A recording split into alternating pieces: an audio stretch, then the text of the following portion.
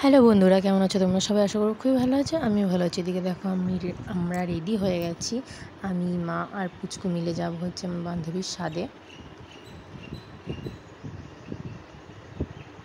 পুচকুর বাবারও নিমন্ত্রণ ছিল, যেহেতু ও লজ্জা পাচ্ছিল, ও যাবে না, বলছিল যে স্বাদে সব মেয়েরা আসবে, বউরা আসবে, আমি কী করতে যাব।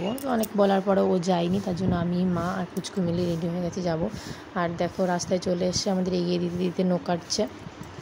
আর পুচকুর হাতে লাল হয়ে গেছে, আমি নেল পলিশ পরছিলাম, তো ও হাত ঢুকিয়ে দিয়েছে ওর মধ্যে। তারপরেই দেখো বাবা আমাদের ছাড়তে গেছিলো টোটো করে।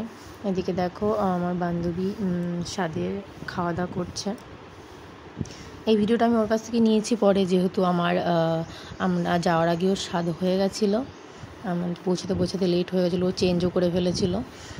তো কারণ বুঝতেই পারছো, বাচ্চাকে দুপুরের খাইয়ে তারপরে ঘুম পাড়িয়ে তারপরে যেতে যেতে অনেকটা লেট হয়ে গেছিলো আমাদের। যেতে যেতে প্রায় 3:30 মতো ওরকম বেজে গেছিলো। তো তোমরা সবাই আশীর্বাদ করো, ও সুস্থ থাকে, ওর বাচ্চাটা যেন সুস্থ থাকে, ভালোভাবে সব কিছু যেন হয়ে যায়। ওর এটা 7 মাসের স্বাদ ছিল শ্বশুরবাড়িতে। তারপরে ওর ননদ দেখো আমার পুচকুকে কোলে নিচ্ছিল। তারপর আমাদের খাওয়া দাওয়া হয়ে গেছিলো। এদিকে ও আমাদের টোটো ধরিয়ে দেওয়ার জন্য পাশের এক কাকুকে বলছিল আর কি। এদিকে দেখো আমার স্কুলের একটা বান্ধবীর সাথে দেখা হয়ে গেছিলো, যার বাড়ি ওর পাশেই ছিল। ওর সাথে একটু কথা বলছিলাম, তারপরেই আমরা চলে এলাম।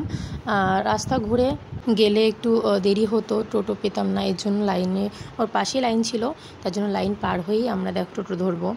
এদিক দিয়ে বললো সোজা হবে, তার জন্য সবাই এদিক দিয়ে গেছিলাম আমরা, মানে গেছিলাম অন্য দিক দিয়ে, কিন্তু বাড়ি আসছে অন্য দিক দিয়ে আর কি। প্রচণ্ড রোদ ছিল, প্রচণ্ড গরম ছিল সেদিন। আমার মেয়েরা, আমাদের অবস্থা খুবই খারাপ হয়ে গেছিলো।